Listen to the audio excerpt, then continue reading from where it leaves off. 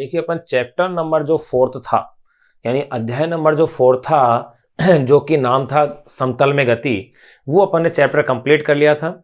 उसके सारे टॉपिक्स, उस पर बेस्ड जो न्यूमेरिकल्स थे उन टॉपिक पर वो अपने कंप्लीट कर लिए थे। वो चैप्टर वास्तव में सदिश भी था, उसके अंदर प्रक्षेप्य गति भी उसके अंदर शामिल थी और वृत्तीय गति भी थी। अब जो अपन चैप्टर शुरू करने जा रहे हैं अध्याय नंबर 5, यानी चैप्टर नंबर जो 5 है उसका नाम है गति के नियम। तो देखिए चैप्टर नंबर 5 अपन शुरू कर रहे हैं, उसका नाम है गति के नियम।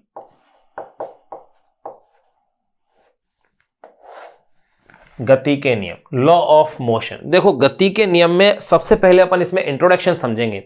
गति के नियम में सबसे पहले आपने जो दे रखा है वो है अरस्तु की भ्रामकता और गैलीलियो द्वारा उसका निराकरण। ये टॉपिक अपने इसमें शामिल दे रखा है सिलेबस में सबसे पहले बुक के अंदर।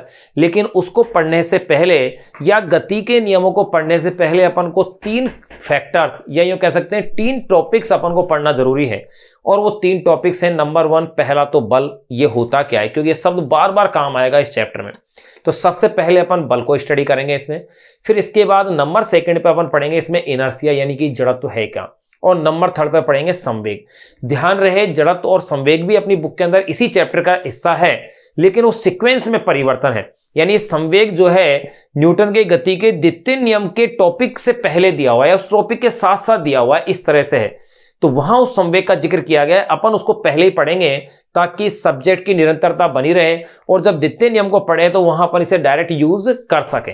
तो यहां पहले अपन इन 3 टॉपिक को अपन डिस्कस करेंगे गति के नियम 5वें चैप्टर में। तो सबसे पहले अपन इसके अंदर पढ़ रहे हैं बल को, बल या फोर्स। देखिए बल या फोर्स होता क्या है। अगर मैं सामान्यतः कहूं कि किसी वस्तु को धक्का देना या खींचना क्या है, बल है, तो एक सिंपल डेफिनेशन मेरे पास आ गई। किसी वस्तु को धक्का देना या खींचना ही क्या कहलाता है, बल कहलाता है। एक्चुअली में सही है। लेकिन अगर किसी वस्तु को खींचना या धक्का देना बल है तो अपन देख सकते हैं कि बल के क्या गुण है। कि बल जो है वस्तु की स्थिति में परिवर्तन कर सकता है, वस्तु को यहां से उठा के अपन यहां डाल सकते हैं। वस्तु की गति की दिशा में परिवर्तन कर सकता है। इसके अलावा वस्तु के आकार या आकृति में परिवर्तन कर सकता है। इसका मतलब बल के ये गुण हैं। तो अपन इस आधार पर भी इस बल को अपन क्या कर सकते हैं, परिभाषित कर सकते हैं कि बल है क्या। तो मैं यूं कह दूं कि बल वह कारक है। देखिए इन सबको जोड़ते हुए अपन कह सकते हैं बल वह कारक है जो, अब देखिए भाई क्या क्या प्रॉपर्टीज हैं बल की। बल वह कारक है जो नंबर 1 वस्तु की स्थिति में परिवर्तन कर सकता है।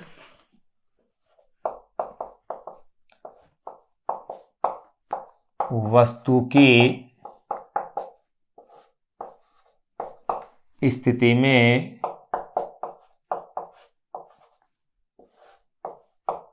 परिवर्तन कर सकता है। पहली विशेषता बल की कि बल वह कारक है जो, सबसे पहले मैं क्या कह रहा हूं, जो वस्तु की स्थिति में परिवर्तन कर सकता है। सेकंड कैरेक्टर में क्या कह सकता हूं, वस्तु की गति में परिवर्तन कर सकता है। जैसे मान लो कि वस्तु अगर जिस दिशा में गतिमान है उस दिशा में धक्का लगा दिया जाए, यानी कि बल लगा दिया जाए, तो वस्तु की गति क्या होगी, परिवर्तित होगी, बढ़ जाएगी। और गति के विपरीत दिशा में बल लगा दिया जाए तो गति क्या हो जाएगी, उसकी कम हो जाएगी। अर्थात बल की दिशा में गति की दिशा में बल लगाने पर वस्तु की गति कैसी हो जाएगी, त्वरित, यानी उसके वेग बढ़ जाएगा। और अगर उसकी विपरीत दिशा में बल लगाया जाए तो वो गति क्या हो जाएगी, मंदित, यानी उसका वेग क्या होगा, घट जाएगा। तो मैं कह सकता हूं बल वह कारक है जो नंबर 1 वस्तु की स्थिति में परिवर्तन कर सकता है, बिल्कुल सही है। नंबर 2 कह सकता हूं वस्तु की गति में परिवर्तन कर सकता है। वस्तु की गति में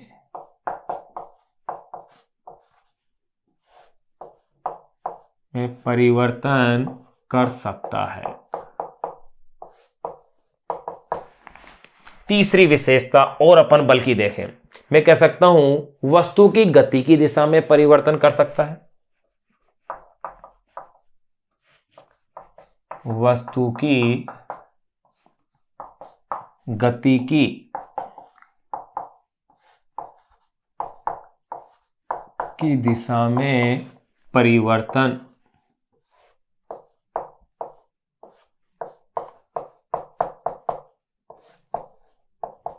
वस्तु की गति की दिशा में परिवर्तन कर सकता है। अगली एक विशेषता और अपन जान सकते हैं, वस्तु के आकार या आकृति में परिवर्तन कर सकता है।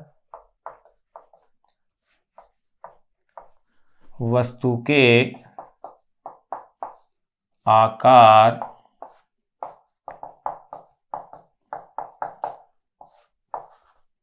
या आकृति में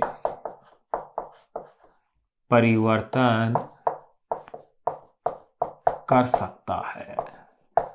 देखिए, मैंने सिंपल डेफिनेशन तो बल के लिए क्या कहा कि बल के लिए मैंने सिंपल डेफिनेशन के रूप में क्या कहा, मैंने ये कहा कि किसी वस्तु को धक्का देना या खींचना क्या है, बल है। किसी वस्तु को धक्का देना या खींचना ही क्या है, बल है। अब देखिए, अपन ने ये कह दिया कि किसी वस्तु को धक्का देना खींचना बल है, तो फिर उसके बाद मैंने अलग से डिफाइन किया है कि बल है क्या, कि बल वह कारक है जिनमें ये गुण हो, ये काम कर सकता है। वस्तु की स्थिति में परिवर्तन कर सकता है बल, वस्तु की गति में परिवर्तन कर सकता है, वस्तु की गति की दिशा में परिवर्तन कर सकता है, वस्तु के आकार या आकृति में भी क्या कर सकता है, परिवर्तन कर सकता है। फिर देखिएगा नेक्स्ट पॉइंट अपन इसकी बात करें, बल एक सदिश राशि है।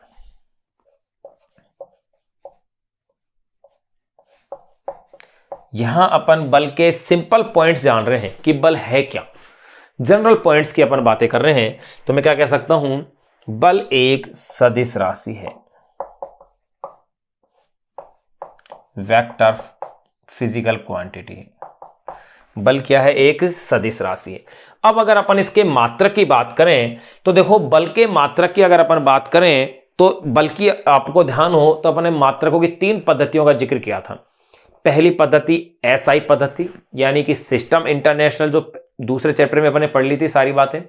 फिर पढ़ी थी अपने सीजीएस, फिर उसके बाद अपन ने पढ़ी थी एफपीएस, फुट पाउंड सेकंड। तो तीनों पद्धतियों में बल के मात्रक क्या है, अलग अलग है। देखिएगा, अगर बल के मैं मात्रक की चर्चा करूं तो देखो बल का मात्रक क्या होगा, तीनों पद्धतियों के मात्रकों को लिख रहा हूं मैं। पहली अगर मैं बात करूं एसआई पद्धति में, एसआई पद्धति में बल का मात्रक होता है न्यूटन। नंबर सेकेंड, सीजीएस पद्धति में, सीजीएस पद्धति में बल का मात्रक होता है डाइन। नंबर थर्ड, एफपीएस पद्धति में। देखिए, पहला एसआई पद्धति में क्या है, न्यूटन। सीजीएस पद्धति में क्या है, डाइन। एफपीएस पद्धति के अंदर इसका मात्रक होता है पाउंडल।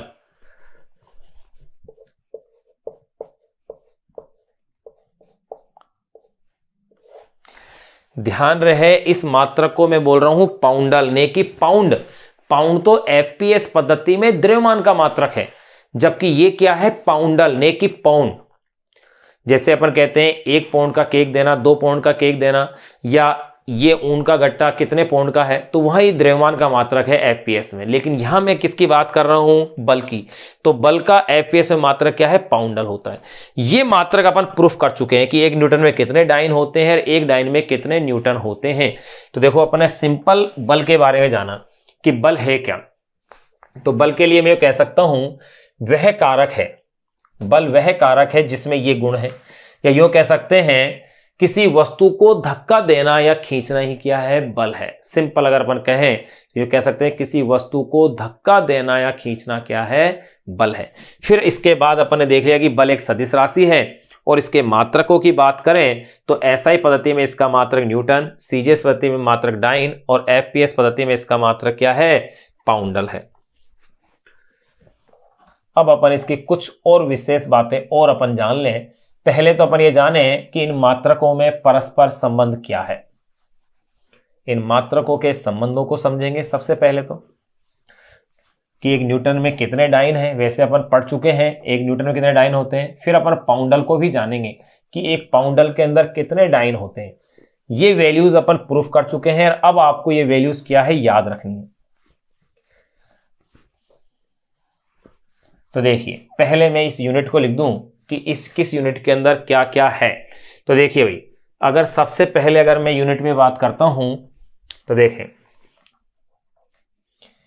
1 न्यूटन इज इक्वल टू होता है 10⁻⁵ डाइन। याद रखना, या इसे ही कह सकते हैं 1 dyne is equal to 10⁻⁻5 newton. ये 1 न्यूटन बराबर 10⁵5 डाइन, या 1 डाइन बराबर 10⁻⁻5 न्यूटन होता है। फिर एक मात्रक और अपने पास आया है पाउंडल। ये आपके लिए नया पॉइंट है कि एक पाउंडल के अंदर कितने डाइन होते हैं। तो मैं बता दूं 13,825 लगभग होते हैं। 13,825 लगभग इतने डाइन एक पाउंडल के अंदर होते हैं, यानी 13,825 अगर पूरा पूरा लिखे तो 10.7 डाइन। ये इतना मान होता है, और इसमें भी मैं लिख दूं कि लगभग एक पाउंडल बराबर। ये आप थोड़ा सा अलग से याद रखना, स्पेशल पॉइंट आ गया है अपने पास कि बल का एफपीएस प्रति मात्रक क्या है, पाउंडल है, और एक पाउंडल में 13,825.7 क्या होते हैं, डाइन होते हैं। अब देखिए बल के ये जो 3 मात्रक अपन ने लिए हैं, कौन कौन से 3 मात्रक हैं बल के, न्यूटन है, डाइन है और पाउंडल है। इन तीनों ही मात्रकों को कहा जाता है निरपेक्ष मात्रक। क्यों कहा जाता है, क्योंकि इनका मान सर्वत्र क्या रहता है, स्थिर रहता है। बल्कि और मात्रक भी हैं जो सापेक्ष मात्रक हैं, वो अलग से अपन इसी के अंदर आगे पढ़ेंगे। जब न्यूटन की गति के द्वितीय नियम को अपन पढ़ लेंगे तब अपन उन मात्रकों की भी चर्चाएं करेंगे, लेकिन यहां अपन केवल अभी जनरल बात ही उसकी कर रहे हैं, बल्कि यानी बल के सिंपल पॉइंट्स अपन इंट्रोडक्शन टाइप से इसे पढ़ रहे हैं, बल को अभी अपन विस्तार से नहीं जान रहे हैं। तो देखिए यहां अपन आगे और क्या लिख सकते हैं, मैं इसमें आगे ये कह सकता हूं कि बल के उपरोक्त तीनों मात्रक,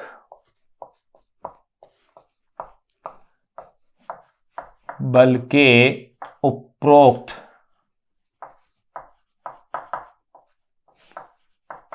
तीनों मात्रक, कौन कौन से 3 मात्रक हुए, न्यूटन, डाइन और पाउंडल। बल के उपरोक्त तीनों मात्रक निरपेक्ष मात्रक हैं। तीनों मात्रक कैसे हैं, निरपेक्ष मात्रक।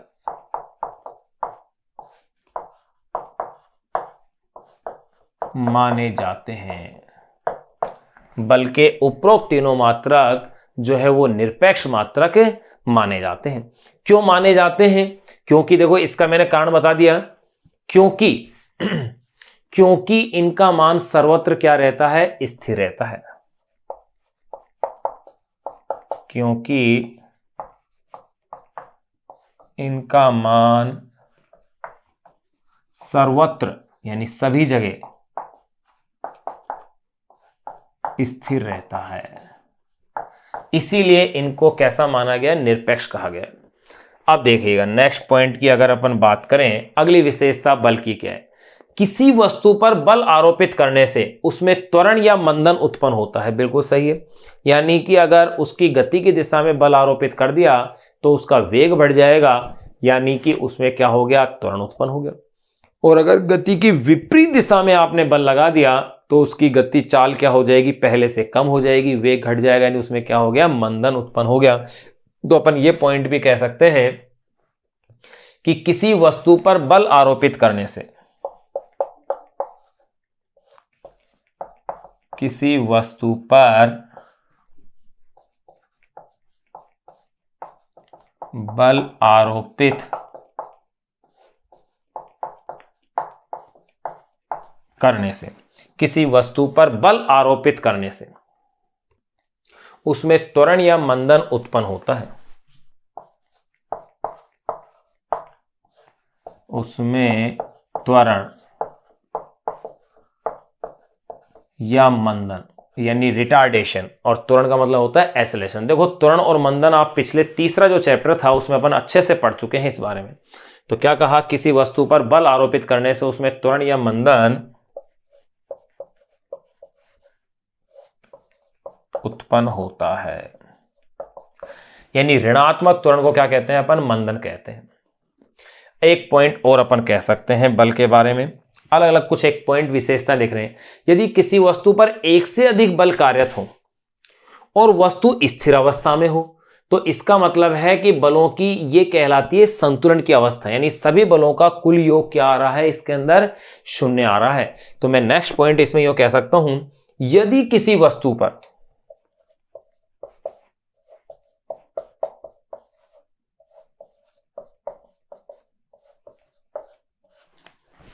यदि किसी वस्तु पर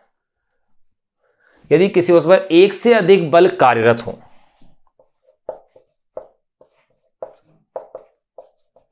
यदि किसी वस्तु पर एक से अधिक बल कार्यरत हो तथा वस्तु, यदि किसी वस्तु पर एक से अधिक बल कार्यरत हो तथा वस्तु स्थिर अवस्था में हो, तथा वस्तु स्थिर अवस्था में हो, ये पॉइंट अपने खूब काम आएगा। देखो भाई, वस्तु पर एक से अधिक बल कार्य कर रहे हैं और फिर भी वस्तु स्थिर अवस्था में है, इसका मतलब उस पर कार्य सभी बलों का परिणामी परिमाण क्या है? शून्य है। तभी तो वस्तु क्या है? स्थिर अवस्था में। तो यही कह रहे हैं, यदि किसी वस्तु पर एक से अधिक बल कार्यरत हो तथा वस्तु स्थिर अवस्था में हो, तो इसे बलों की संतुलन स्थिति कहते हैं। तो इसे बलों की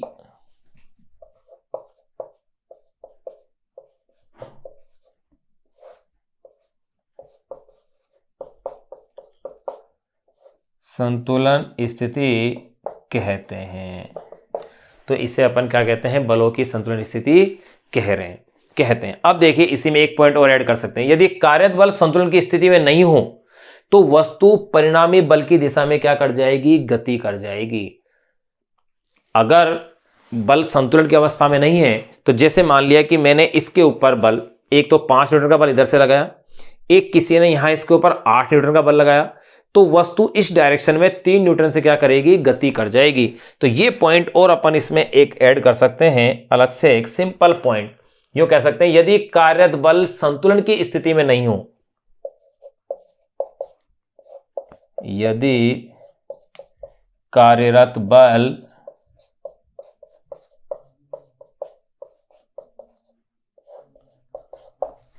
बल संतुलन की स्थिति में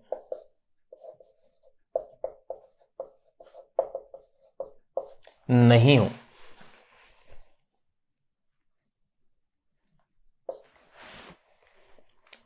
यदि कार्यरत बल संतुलन की स्थिति में क्या हो? नहीं हो, तो वस्तु परिणामी बल की दिशा में गति करेगी। नहीं हो तो वस्तु परिणामी बल की दिशा में गति करेगी। ये लो, तो यहां अपन ने बल के बारे में कुछ सिंपल पॉइंट्स जो हैं वो अपन ने क्या कर लिए हैं, यहां अपन ने डिस्कस कर लिए हैं कि बल की क्या क्या प्रॉपर्टीज थी। तो देखो, बल के बारे में मैंने क्या बताया कि किसी वस्तु को धक्का देना या खींचना क्या है? बल है। फिर मैंने क्या कहा कि बल वह कारक है जो वस्तु की स्थिति में परिवर्तन कर दे, वस्तु में त्वरण या मंदन उत्पन्न कर दे, वस्तु की गति को चेंज कर दे, वस्तु की गति की दिशा में परिवर्तन कर दे, वही क्या है? बल है। फिर मैंने कहा कि बल एक सदिश राशि है जिसका SI मात्रक न्यूटन, CGS मात्रक डाइन और FPS मात्रक पाउंडल होता है।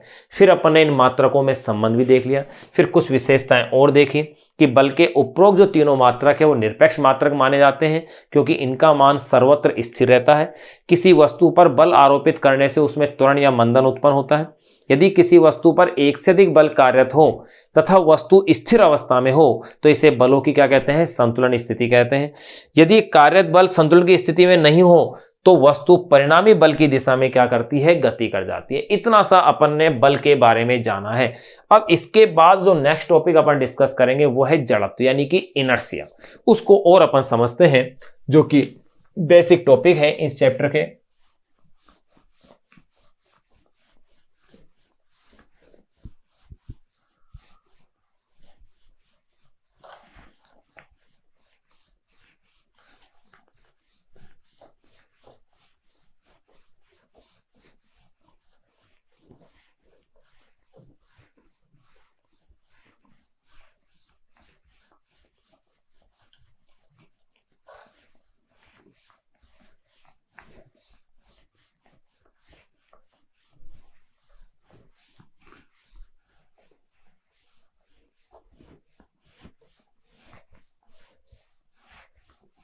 वैसे इस चैप्टर में बल के बारे में अपन को बहुत विस्तार से पढ़ना है।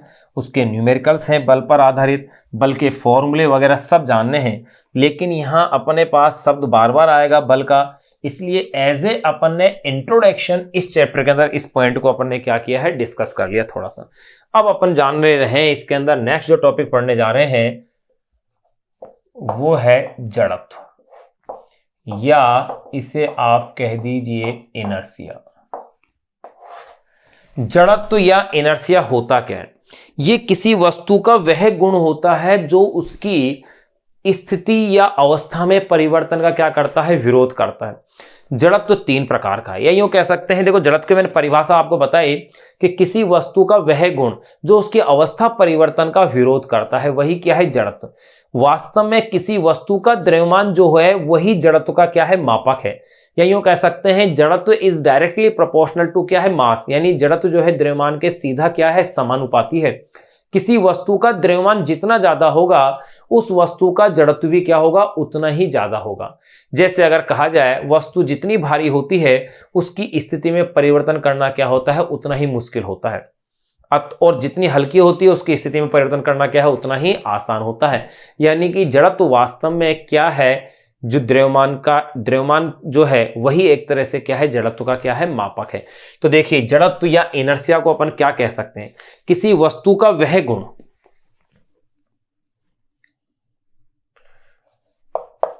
तो इसके अपन परिभाषा ले सकते हैं, किसी वस्तु का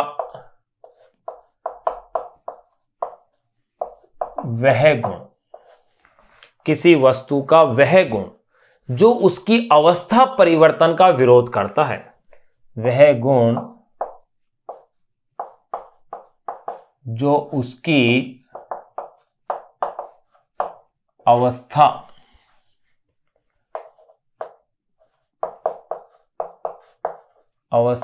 परिवर्तन का विरोध करता है।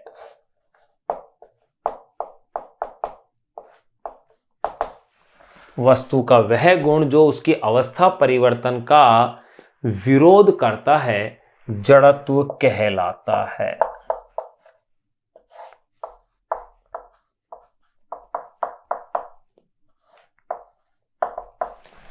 किसी वस्तु का वह गुण जो उसकी अवस्था परिवर्तन का विरोध करता है वही क्या कहलाता है, जड़त्व कहलाता है। और अपन कह सकते हैं, ये भी मैंने बताया कि किसी वस्तु का जो द्रव्यमान है वही उसके जड़त्व का क्या है, मापक है।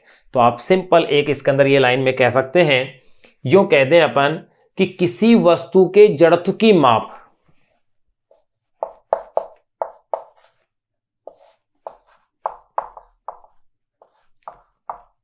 किसी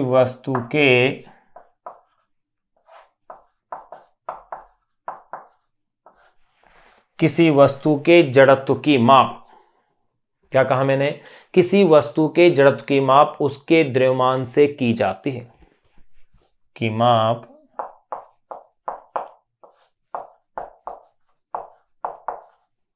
उसके द्रव्यमान से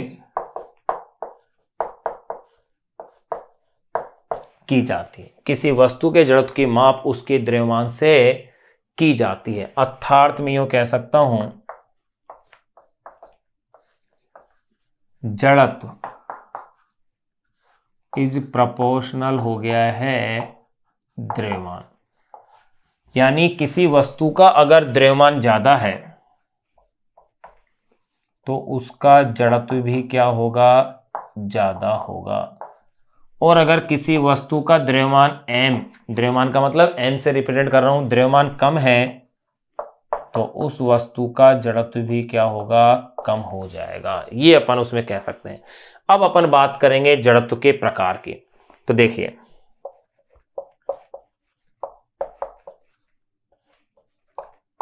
जड़त्व के प्रकार, जड़त्व भी 3 प्रकार का होता है वस्तु की अवस्था के आधार पर। जैसे वस्तु स्थिर अवस्था में है और स्थिर अवस्था में परिवर्तन का विरोध कर रही है, तो ऐसी स्थिति के अंदर जो जड़त्व होगा वो जड़त्व कहलाएगा स्थिर अवस्था का जड़त्व। दूसरा गतिशील अवस्था का जड़त्व और तीसरा दिशा का जड़त्व। स्थिर अवस्था का जड़त्व ये कहता है कि वस्तु स्थिर है तो स्थिर रहेगी जब तक कि उस पर कोई बाह्य बल ना लगाया जाए। गतिशील अवस्था का जड़त्व ये कहेगा कि वस्तु जब तक गतिशील रहेगी जब तक कि उस पर कोई बाह्य बल न लगाया जाए। दिशा का जड़त्व ये कहेगा कि वस्तु जिस दिशा में गतिमान है उसी दिशा में गतिमान रहेगी जब तक कि उस पर कोई बाह्य बल ना लगाया जाए। तो अपन ये कह सकते हैं अवस्था के आधार पर जड़त्व कितने प्रकार का हुआ, 3 प्रकार का। तो मैं कह सकता हूं वस्तु की अवस्था के आधार पर, वस्तु की अवस्था के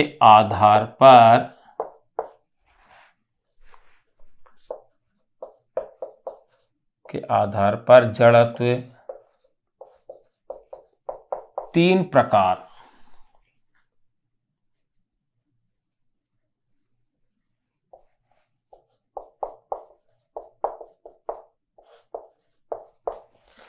वस्तु की अवस्था के आधार पर जड़त्व 3 प्रकार का होता है। कौन से 3 प्रकार है? नंबर 1 अपन पढ़ेंगे स्थिर अवस्था का जड़त्व। देखिए नंबर 1,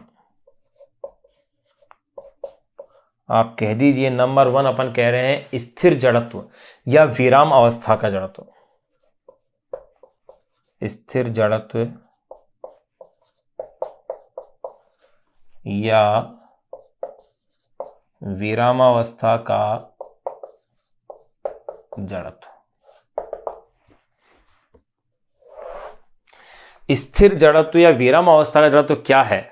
अगर वस्तु स्थिर है तो स्थिर ही रहेगी, यानी कि वो अपनी स्थिति में परिवर्तन का क्या करेगी, विरोध करेगी। तो देखो स्थिर जड़त्व या विराम अवस्था के जड़त्व को अपन कैसे डिफाइन कर सकते हैं, यानी इसे कहते हैं अपन रेस्ट इनर्शिया। रेस्ट इनर्शिया हुआ क्या? किसी वस्तु का वह गुण,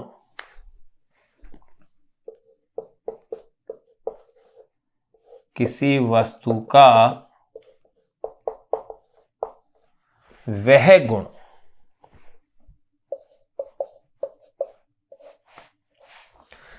किसी वस्तु का वह गुण जो कि उसकी स्थिर अवस्था में,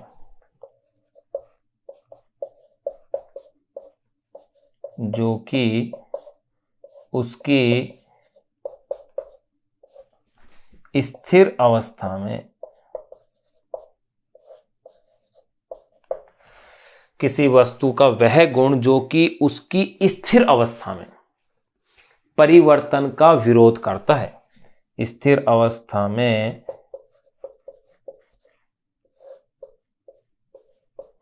परिवर्तन का विरोध करता है। किसी वस्तु का वह गुण जो कि उसकी स्थिर अवस्था में परिवर्तन का विरोध करता है, परिवर्तन का विरोध करता है, स्थिर जड़त्व कहलाता है या विराम अवस्था का जड़त्व कहलाता है। यह भी कह सकते हैं स्थिर जड़त्व कहलाता है।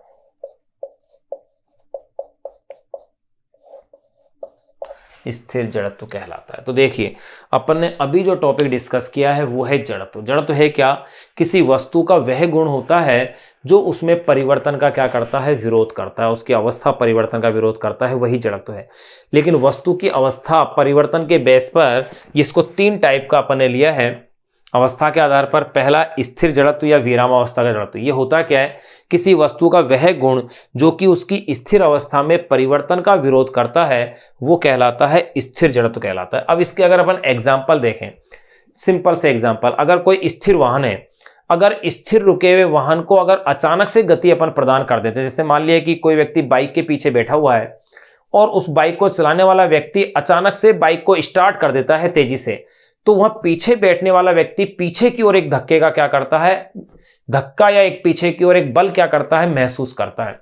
तो ये ऐसा संभव हुआ स्थिर अवस्था के जड़त्व के कारण। दूसरा एग्जाम्पल देखो, अगर दरी पट्टी को, जैसे आपने स्कूलों में कभी देखा हो कि अगर दो बच्चे अगर दरी पट्टी को पकड़ करके ऐसे हिलाते हैं या किसी कंबल को हिलाते हैं, तो उससे धूल के कण उससे क्या होते हैं, पृथक हो जाते हैं। क्यों पृथक हो जाते हैं? क्योंकि स्थिर अवस्था के जड़त्व के कारण, स्थिर अवस्था के जड़त्व के कारण धूल के कण तो अपनी स्थिति में रहना चाहते हैं, परंतु वो जो कंबल या रजाई है या दरी पट्टी है वो अपने स्थान से क्या हो गई, खिसक गई हिलाने से, तो धूल के कण उससे क्या हो जाएंगे, पृथक हो जाएंगे। जैसे मैंने क्या कहा, स्थिर वाहन के अचानक गतिमान हो जाने पर पीछे बैठे हुए व्यक्ति को पीछे की ओर बल का एहसास होना, यानी कि या फिर पीछे की ओर गिर भी सकता है वो। तो धक्के का क्यों एहसास होता है? क्योंकि जब वो वाहन के साथ स्थिर था तो उसका शरीर भी वाहन के साथ साथ क्या था, स्थिर अवस्था में था। लेकिन जैसे ही वाहन गतिमान होता है तो उसके नीचे का हिस्सा तो वाहन के साथ गतिमान हो जाता है, परंतु ऊपर का हिस्सा अपनी स्थिर अवस्था को बनाए रखने का क्या करता है, प्रयास करता है। फलस्वरूप नीचे का हिस्सा उसका शरीर का आगे की ओर बढ़ जाता है और ऊपर का हिस्सा क्या है, पीछे की ओर रह जाता है। फलस्वरूप उसके गिरने का क्या रहता है, भय रहता है। तीसरा एग्जाम्पल, फल फूल लगे हुए वृक्ष की अगर अपन टहनी को हिलाते हैं तो उससे लगे हुए फल फूल कई बार क्या होते हैं, गिर जाते हैं हिलाने से। ऐसा क्यों हुआ? क्योंकि टहनी को हिलाने पर अपन ने टहनी को तो गतिमान कर दिया, लेकिन उस पर लगने वाला जो फल है या फूल है वो अपनी स्थिति को बनाए रखना चाहता है, फलस्वरूप वो उससे क्या होता है, पृथक हो जाता है। तो ये एग्जाम्पल अपन लिख लेते हैं स्थिर अवस्था के जड़त्व के। तो सबसे पहले तो ये जानो कि स्थिर जड़त्व या विराम अवस्था का जड़त्व है क्या। मैंने क्या डेफिनेशन दी, किसी वस्तु का वह गुण जो कि उसकी स्थिर अवस्था में परिवर्तन का विरोध करता है क्या कहलाता है, स्थिर जड़त्व कहलाता है।